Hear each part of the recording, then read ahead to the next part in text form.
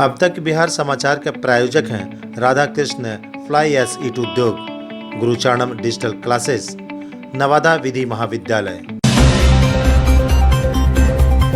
विश्व प्रसिद्ध मोक्ष भूमि गयाजी में शुरू होने वाले 15 दिवसीय एक पखवाड़े तक चलने वाला पितृपक्ष मेला आज से शुरू होना था, लेकिन कोरोना की महामारी का भेंट चढ़ गया यह प्रसिद्ध मेला। हिंदू धर्मावलंबियों के लिए यह 15 दिनों तक चलने वाला पितृपक्ष मेला अत्यंत महत्वपूर्ण है, लेकिन कोरोना संक्रमण के भय के वजह से जिला प्रशासन ने इस पर कड़े पहरे लगा दिए हैं। जिला की सभी सीमाएं सील कर दी गई हैं।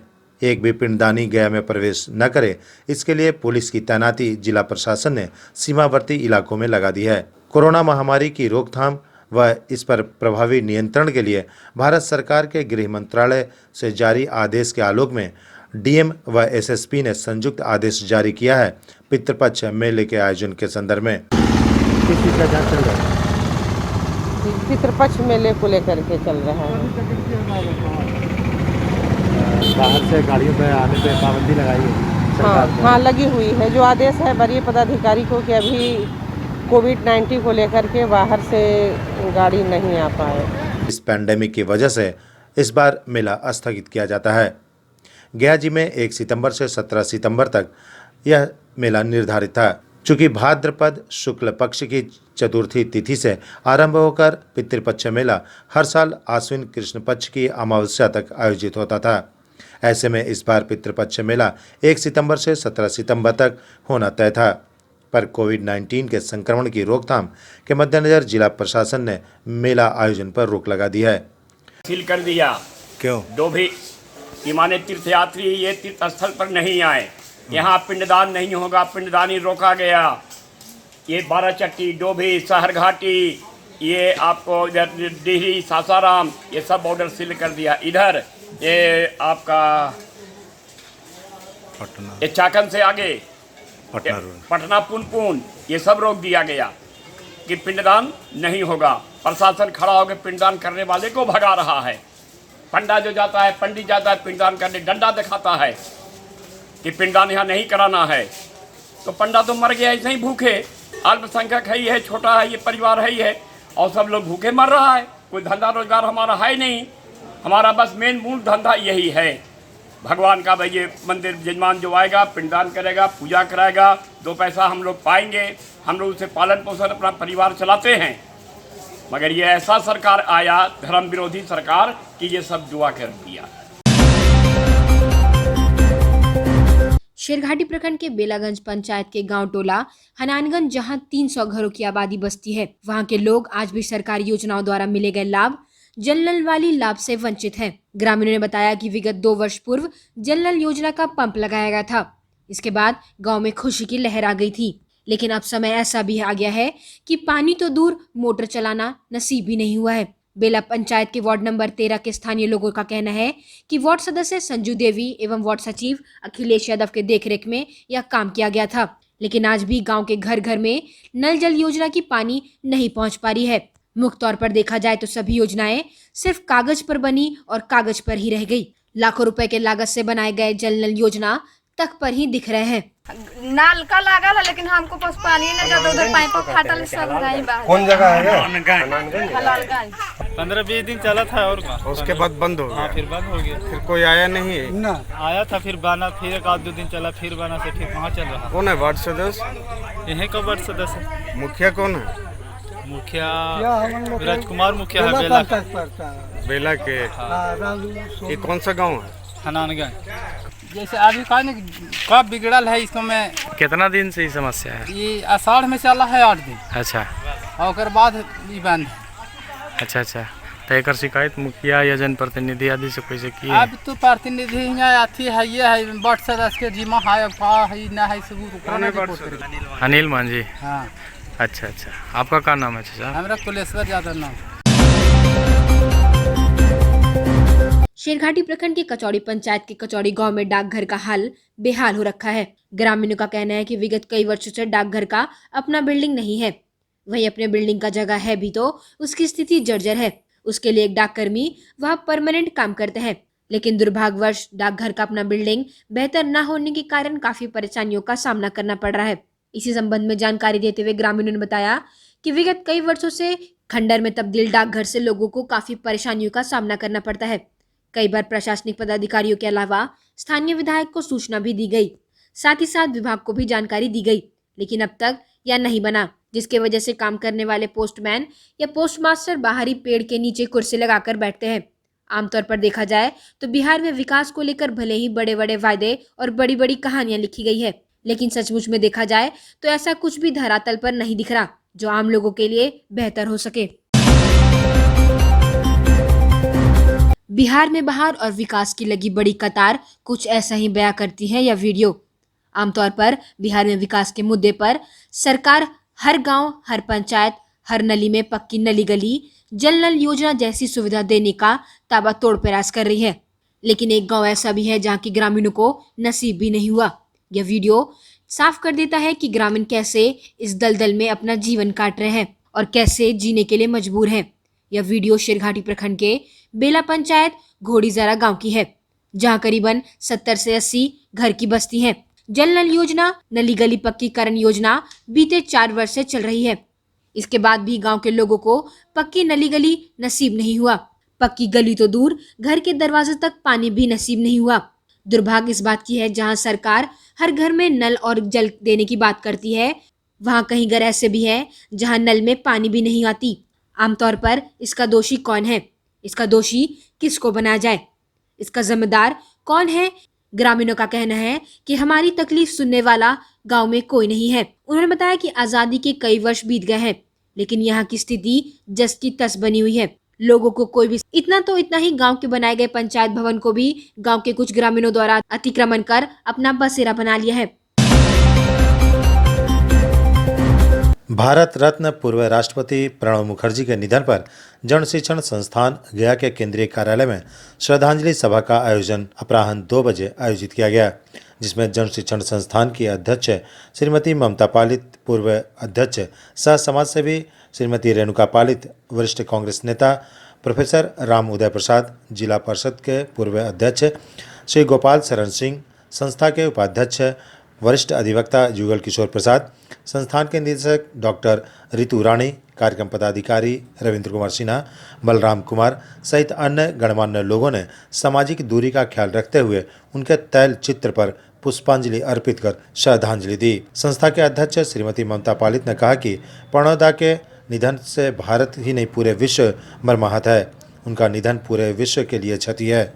निकट भविष्य में इसकी भरपाई संभव नहीं है। संस्थान के पूर्व अध्यक्ष श्रीमती रेणुका पालित ने कहा कि श्री मुखर्जी भारत सरकार के विभिन्न प्रतिष्ठित पदों को सुशोभित करते हुए राष्ट्र की जो सेवा की है वो हमेशा देशवासी याद रखेंगे।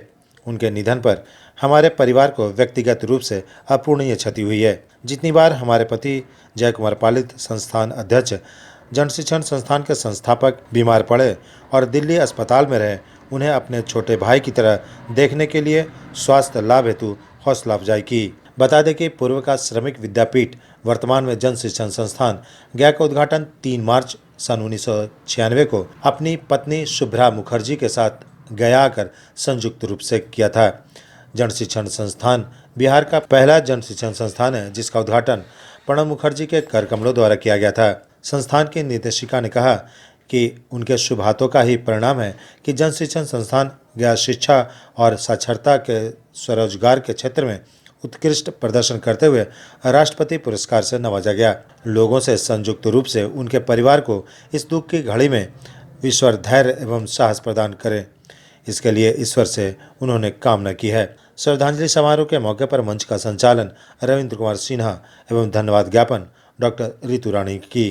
पूर्व राष्ट्रपति आदरणीय श्री प्रणब मुखर्जी जी की श्रद्धांजलि सभा आयोजित किए हैं जन शिक्षण संस्थान के इस मुख्य कार्यालय में, और ये बताते हुए बहुत दुख हो रहा है कि आज वो हमारे बीच नहीं हैं, शून्य में विलीन हो चुके हैं, जहाँ प्रत्येक व्यक्ति को जाना है। लेकिन जो कृतित्व उनका अपने समय में किया है, उन्होंने विभिन्न पदों को उन्होंने सुशोभित किया और जिस पद पर भी रहे उन्होंने उस पद की शोभा 4 चांद लगा दिया उस पद में। और ये जन शिक्षण संस्थान भी उन्हीं की देन है, इसलिए उनके आभार को हम कभी नहीं भूल सकते। हमारे तो एक गार्जियन कल चले गए।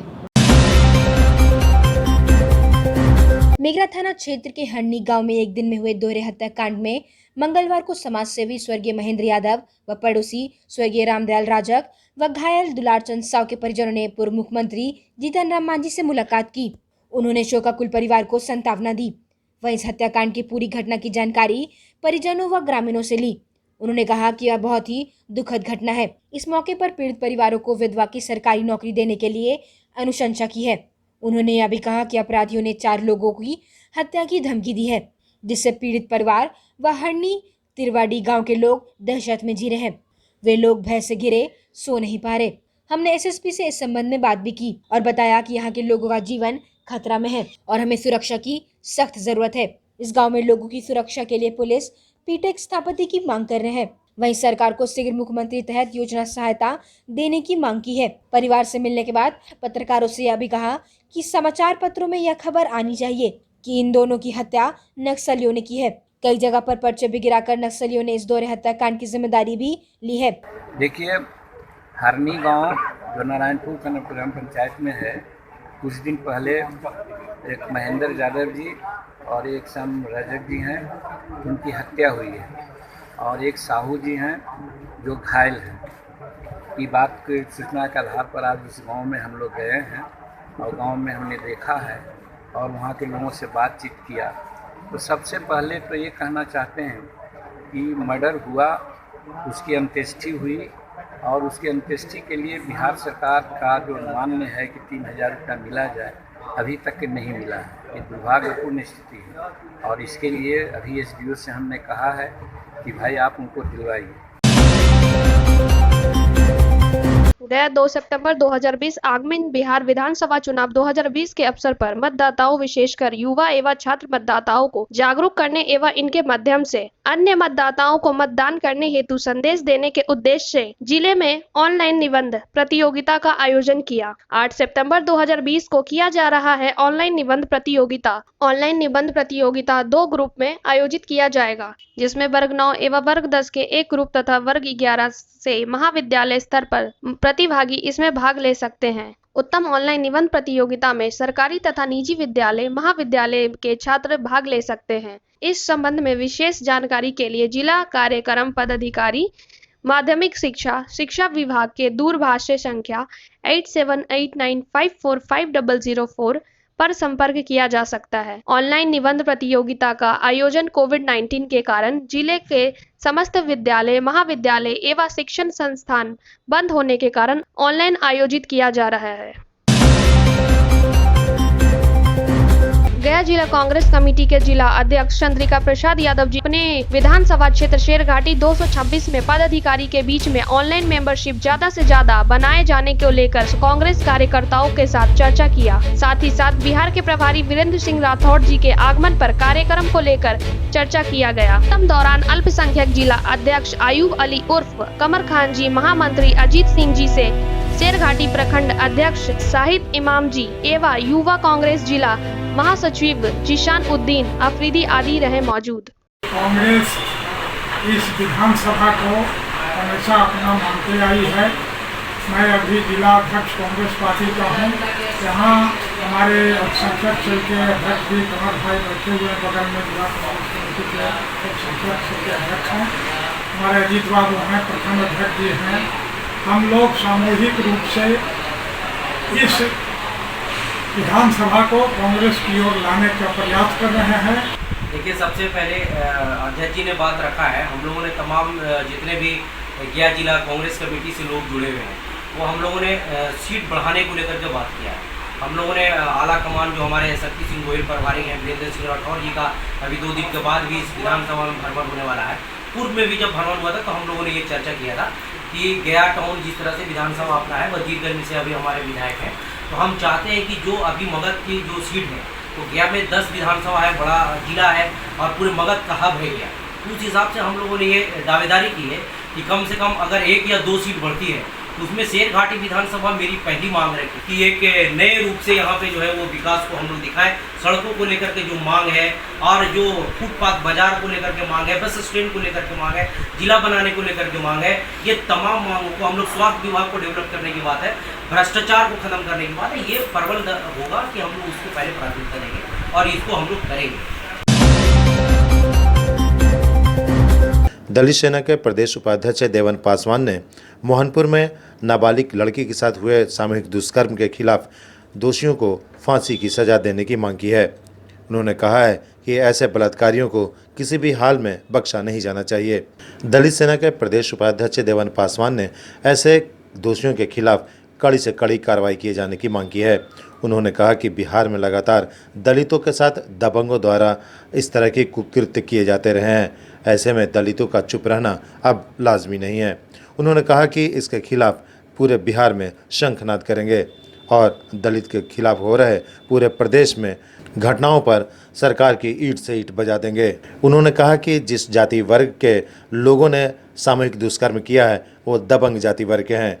पूरे मामले की लिपापोती करनी चाहिए, लेकिन ऐसा कतई नहीं होने देंगे। उन्होंने बिहार के डीजीपी से मांग की है कि जब तक ऐसे दोषियों को सजाए मौत नहीं दी जाएगी तब तक बिहार की सूरत हाल बदलना मुश्किल है। आपको बता दें कि पिछले 26 तारीख की ये घटना है। उस वक्त 17 वर्षीय नाबालिग लड़की शौच के लिए घर से निकली थी।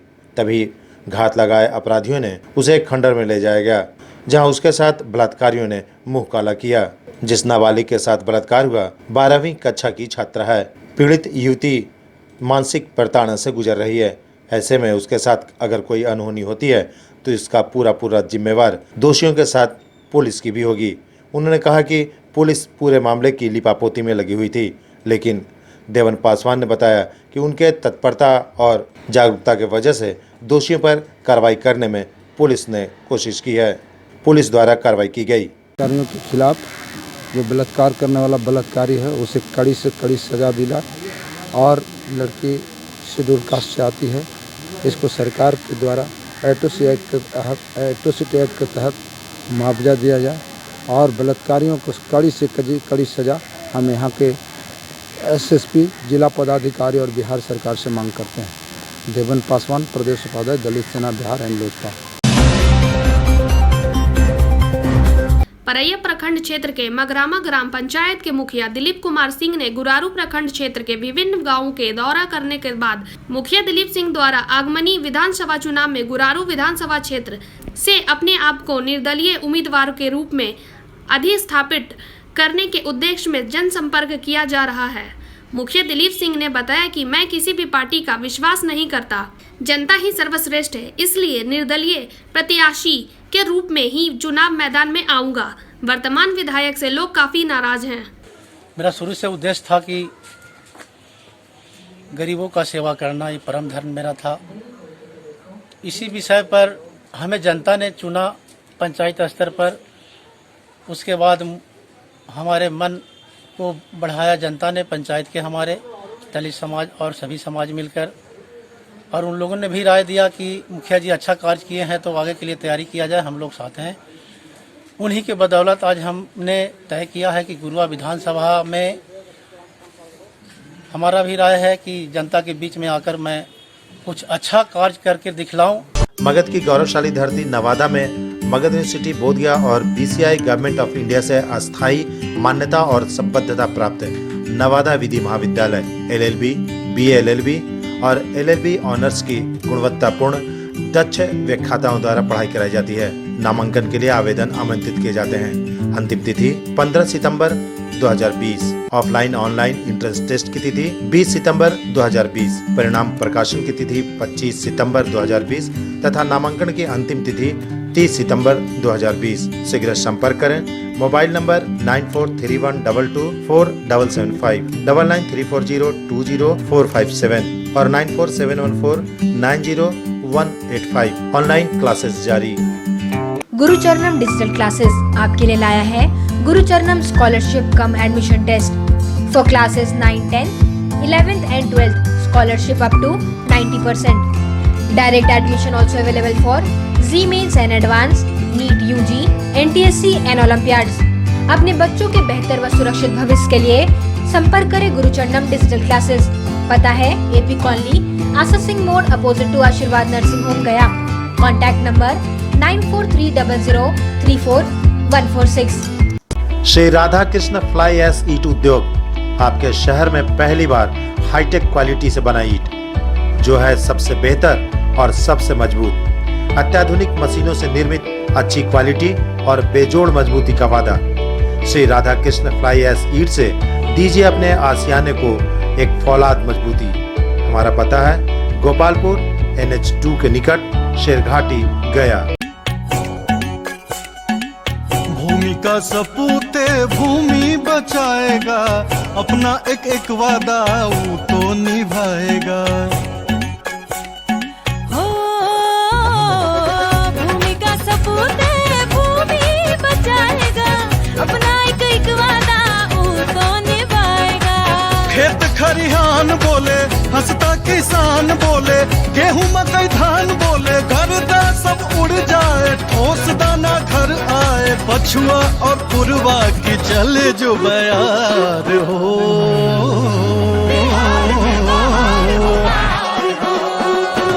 फिर से एक बार हो बिहार में बहार हो, फिर से एक बार हो नीतीश कुमार हो, फिर से एक बार हो बिहार में बहार हो, फिर से एक बार हो नीतीश कुमार हो।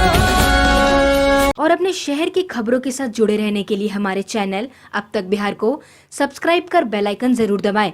अब तक बिहार, खबर वही जो अब तक दिखाए।